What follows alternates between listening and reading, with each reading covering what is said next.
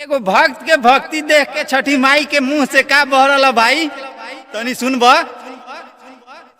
अरे करत तनी छठी माई के व्रत ई सबसे बताते आइल बा।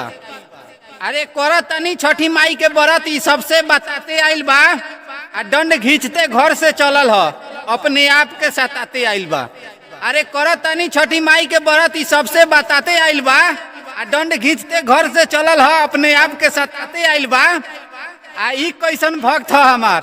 अरे ई कैसन भक्त है हमार, इतना कष्ट दे भी देनी तबो हमरा दुआरी आइल ह तो मुस्काते आइल बा। से हे हाथ जोड़ियानु हो आदित करी जानी देरिया रोवा तारी नए की। अरे कतनो पैसा कमाई ई हर प्रकार के मुसीबत आके हमरे किस्मत में सटता। आ तनी हमरो पर कृपा बरसावा है छठी माई।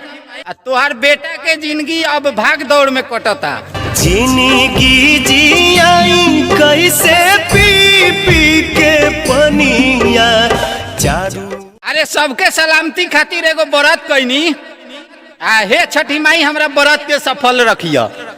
अरे सबके सलामती खातिर एगो व्रत कैनी। हे छठी माई हमरा व्रत के सफल रखिया। आ फूल जस खिलल रहे हमार परिवार। अरे फूल जस खिलल रहे हमार परिवार के खुश हर पल रखिया। आइल छठी के त्योहार।